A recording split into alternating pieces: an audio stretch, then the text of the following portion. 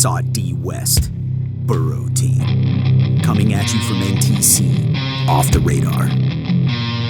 This is Off the Radar. I'm Captain Weston Rich, an observer coach trainer for the Green Berets at the National Training Center.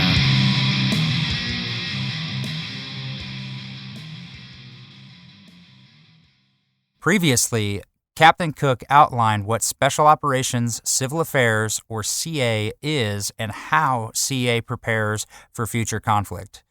That's a really fantastic episode with lots of great information on SOF CA. If you missed it, I highly recommend going back and giving it a listen.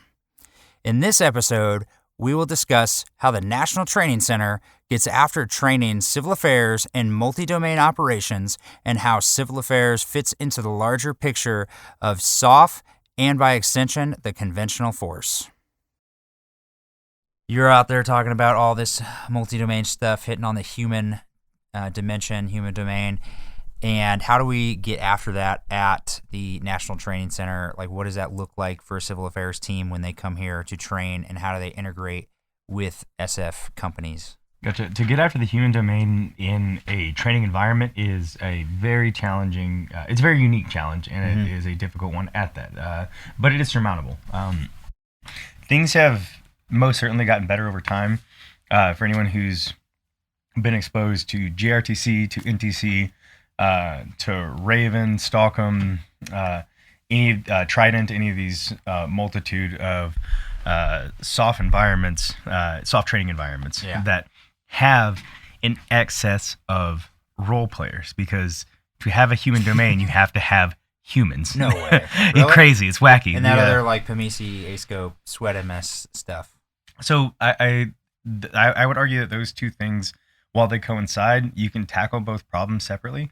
For PMC, ASCO, you can get brass tacks, common operating picture stuff from an existing product. It is very commonplace that you might not be the first civil affairs team to go on ground in a country.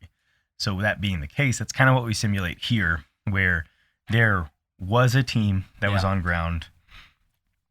They had developed some networks, had contacts, verified and unverified, whether they be in an intergovernmental, private sector, or what have you. The influential leaders and individuals who have leverageable assets. So they're coming into rotation with some information at hand. Ahead of time. It's not a clean slate. They understand generally who the stakeholders are and like who might be the power brokers, whether formally or informally. It's on them to do actual analysis to determine that. And you'll see different teams, different backgrounds, different battalions in their focuses where they're like, okay, cool, well, this is the center of gravity. I really give a shit about the economic stability here. And that might not be what's really written out in the scenario that we've made, but we do adapt things to let them steer their own scenario with the tools that they're given.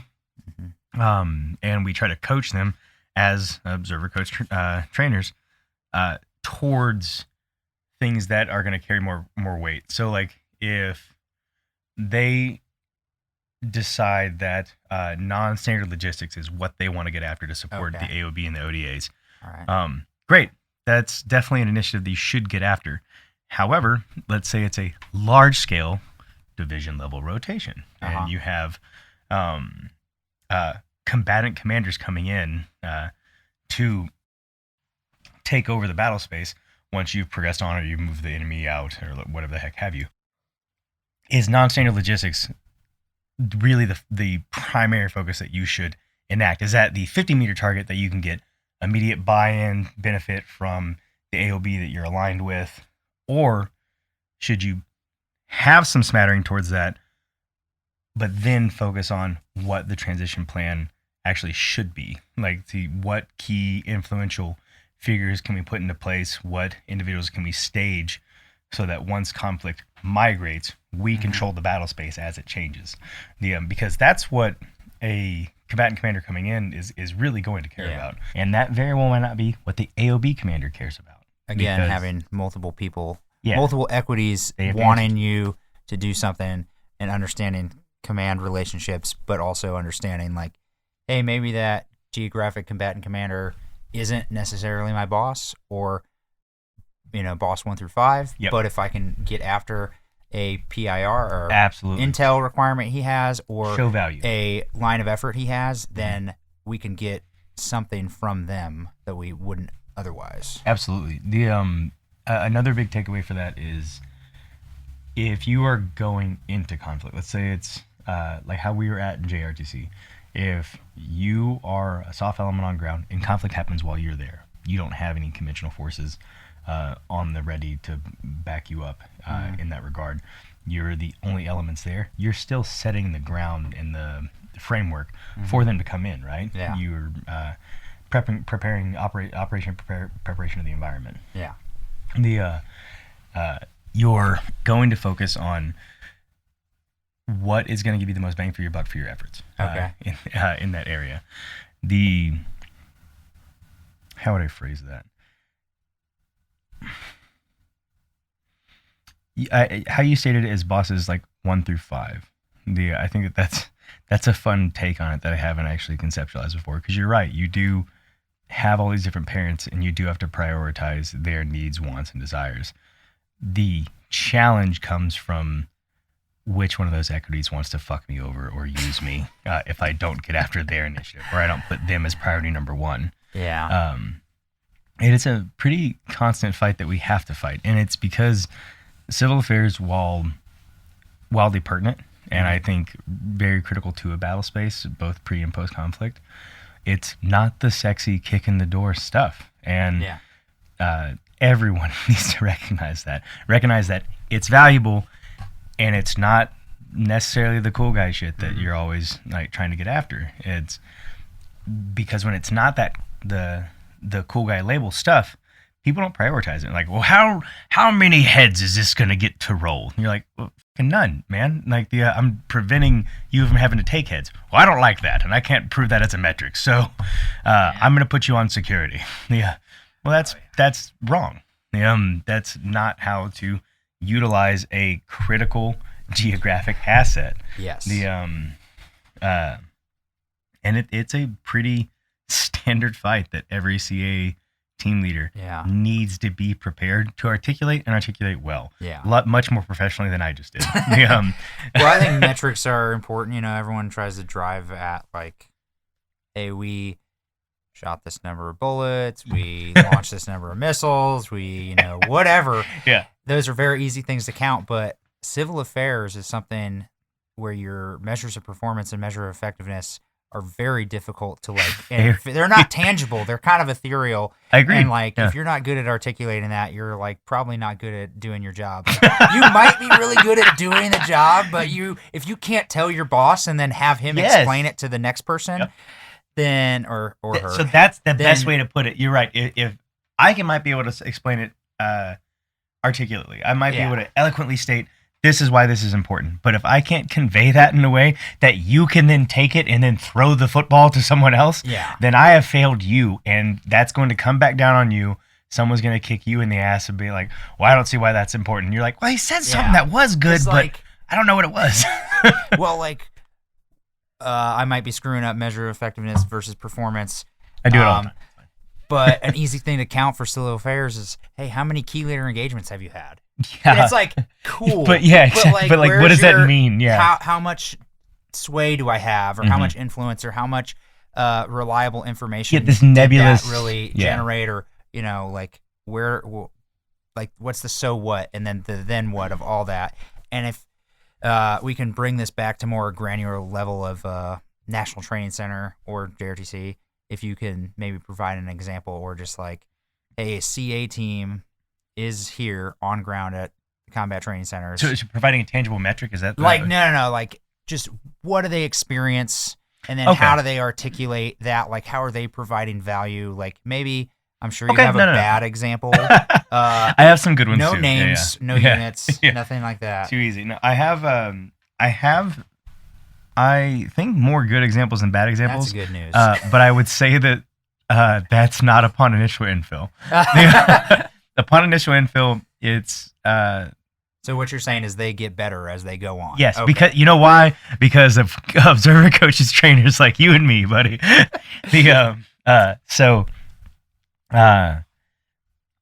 Teams do typically get better over time, and one of the ways that they do that is through coaching, mentoring, training from us as OCTs, directing them towards, because we have the benefit of knowing the scenario, right?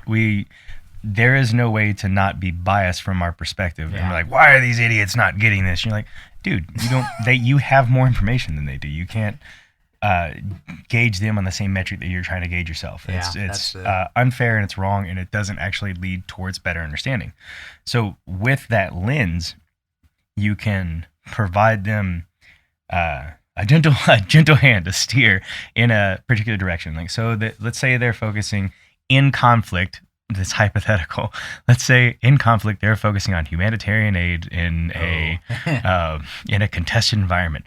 Maybe not the best use of their capabilities. Okay. Maybe finding leverageable assets that they can then give to an AOB for the ODAs to then action. Yeah. Targetable, useful, actionable information procured from the human environment and networks that you've developed. And sometimes providing those networks off, and they might not be your networks anymore. If you need to give that to some Emerald Nomads or any kind of SA Lane stuff, that's wildly within your purview, and they might not be yours anymore. But you still showed value, what was a benefit. That would be a better use of their capabilities, time, and again, show value to an immediate stakeholder, which would be that AOB commander. The more buy-in you have from all of the different facets that you're trying to work with, the better off you're going to be as a civil affairs team. And that isn't just the AOB and the ODAs that you also need. Like, we don't work separately, and I think that is a challenge that's frankly going to have to be surmounted in the near future with group alignment. We do have different objectives in country. That's a real thing. Cool. But we do have overarching strategies that have us intertwine our efforts. And I think what we've seen in the past, and we've seen at previous rotations as well, is where, all right, cool, I'm the ODA, I'm going to go do my thing. I'm the civil affairs teams. Cool, I'm going to do our thing. Whatever you do, I don't really give a shit. Whatever we do, like, you don't give a shit. That's so wildly wrong. So, like, how does a civil affairs officer or NCO show up to NTC and say, I'm going to provide you value, AOB, but I need leverage and space to do X, Y, and Z? And, like, how do they get that tie-in at the AOB and the ODA level? Super valid question, and one that I think that people struggle with more often than not. And I would say part of the struggle is because it's not when you show up to NTC. It's not when you show up to GRTC. Excellent answer. Well before, it is well before then. If you're notified that you are going to be tasked, your team is going to go to one of these CTC rotations, paired with X soft contingent, whether that be MARSOC, Green Berets, whatever the heck have you. If you get that information and you don't reach out to the commander that you're going to be paired with a capabilities brief, a breakdown of what your team is, or some semblance of that, of like, hey, this is what I know of the conflict that we're going into. Even if you don't have that information, at least what you and your team's capabilities are, then you're wrong, and you have set yourself up on the wrong foot.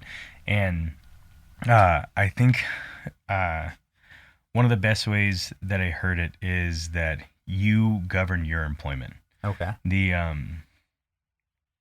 And I've stolen that. That's not a quote that I've come up with, but I do love it.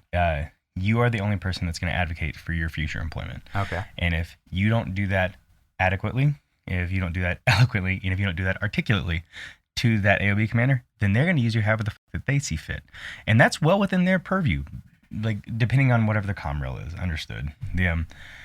But that initial step happens well before you get on ground. But once you get on ground, if you are given the documents ahead of time, which is what we do try to do here at NTC, JRTC I think is still working on some of those pieces of, here's the environment, here's the scenario, this is what we know of the current PMEC PT ASCO breakdown for the area, whatever the heck they have for that, previous reports, what have you. If you can compile that into some tangible product, or at least a vocal brief to that incoming commander, be like, hey, this is how I perceive this problem set. This is how I need to get after our civil affairs objectives as identified in Annex K of the op board. And this is how it ties into your objectives, AOB commander. This is why you care about these things. In order for me to do X, Y, and Z, I need your support in this. And by giving me that support, I can support you in the other A, B, and C. Yeah. So it's like you would do with literally any business interaction. It's like you build rapport and do all those other things where you're recognize that you're both stakeholders in an environment. That's great. Yeah. But if you can't show them that you matter, that you are also a stakeholder, a pertinent one at that, then you are setting yourself up for failure. And not everyone has the same is going to have the same challenge. You're going to have commanders who are very receptive to it and understand that, and then you're going to have others that have never been exposed to good CA, because that's where it comes from. Like the conception of like, well, the ODAs don't give a shit about the CA. That's wrong. If that is what you've encountered, I would argue it's very typically because they've had a bad experience, and then that has tailored their perspective towards the CA teams that they're going to work with in the future. Yeah. So it's on you to fix it. So that civil affairs team, CMOC, whoever's coming out, they have to do their job, which is build rapport.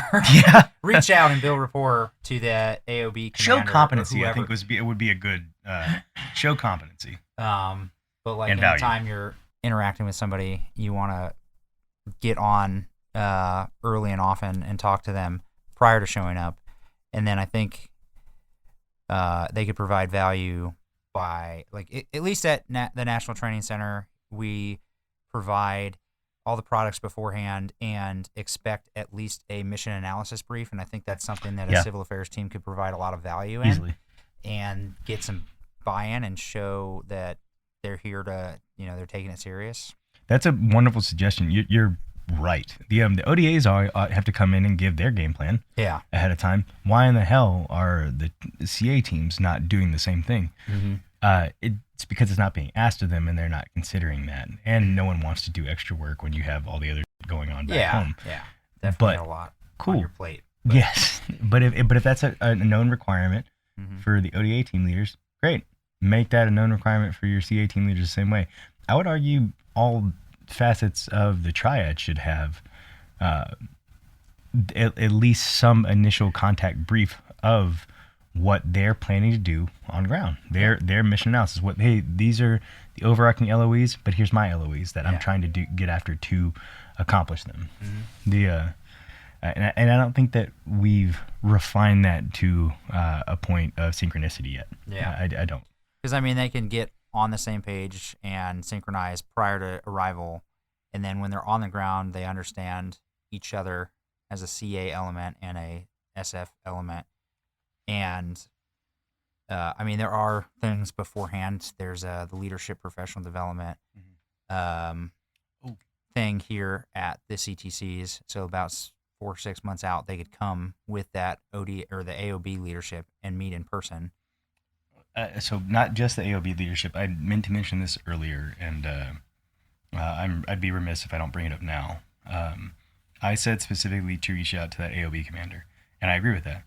But if you know that your PSYOP counterparts are also going to be there, they deserve the exact same respect, consideration, and reach out ahead of time. Because as much as you do work with the ODAs and you need their support or the AOB support to enact civil affairs mission sets, you work in tandem with your PSYOP counterparts a lot more often.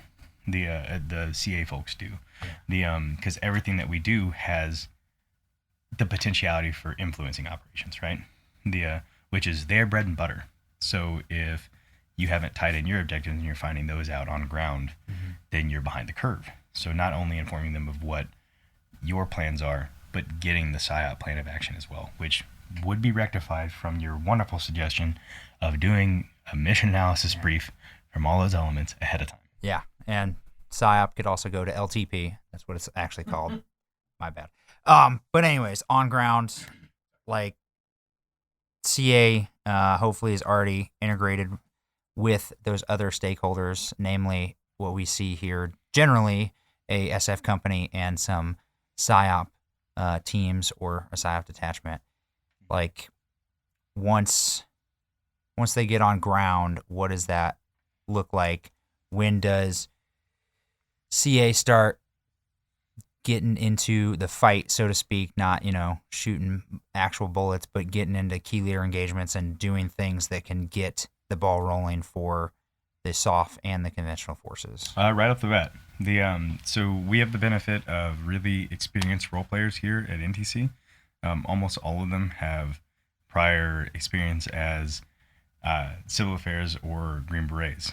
We have prior colonels, prior sergeant majors from both contingents who all have a wealth of knowledge, wealth of experience to impart, and they are acting as the host nation partner.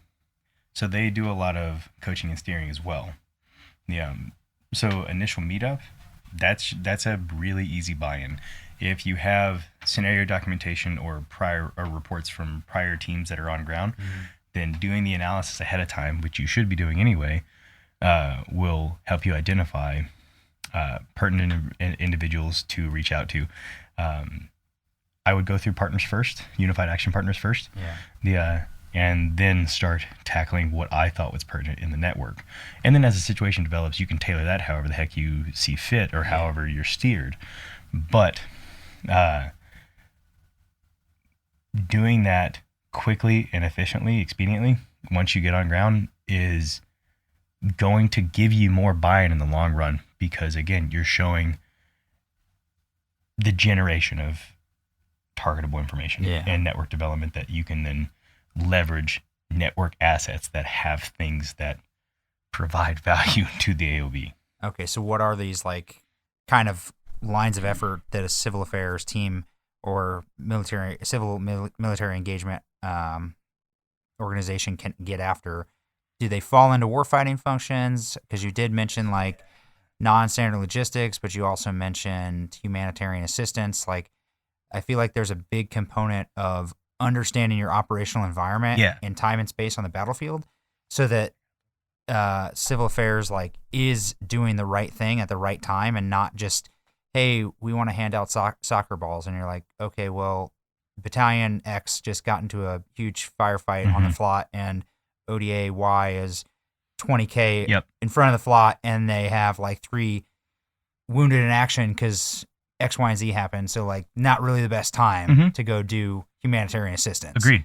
So what are some of those lines of effort, and just what are the lines of effort that they can provide? I hate the terminology, but it is true to form, very situationally dependent, man. So in that particular environment, you were there to support the AOB, whatever in that event that you just described, that you laid out. Your job then is to supplement the AOB on whatever functionality that it needs to fill gaps in, so that it can help out injured individuals or those people that are actually in the midst of an armed conflict at that moment. So, then that's kind of what I mean by situation dependent. Scenario-driven stuff is going to change team to team and situation to situation, because we don't always have the same fight in NTC or in JRTC, right? What direction the enemy's coming from, something as not necessarily innocuous, but something as minutiae detail as that changes so much in the actual scenario.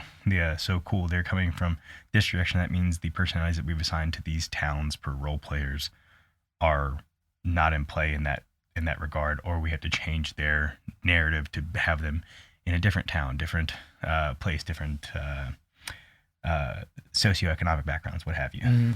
So I can't give you a brass tacks answer on the lines of effort, but their job throughout the operation, they'll have to continuously, they need to gather, they need to analyze all the simple information that they can procure from their networks and their reporting to enhance that AOB commander's understanding of the local sociopolitical dynamics, because it is a complex operational environment. Yeah. And the knowledge, like Schoolhouse Rock told us, right? Knowledge is power.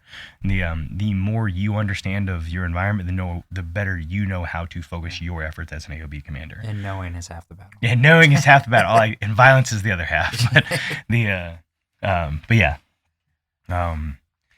So I'm sorry I don't have a brass tacks answer for lines of effort, but FM 3-57 has our core competencies of civil reconnaissance, civil engagement, and civil information management. Everything that you're doing to procure that actionable information falls under those purviews for our action, right? The network development that we do through those competencies needs to feed into both the AOB's objectives and the U.S. Department of State objectives, all those different parents that we've gone over ad nauseum at this point. So you would say that, I mean, CA has a role in all of the warfighting functions and can provide value to a special forces company across the board, not just, hey, I'm going to go talk to the mayor of town X, but I will, through that conversation, may provide information that is of value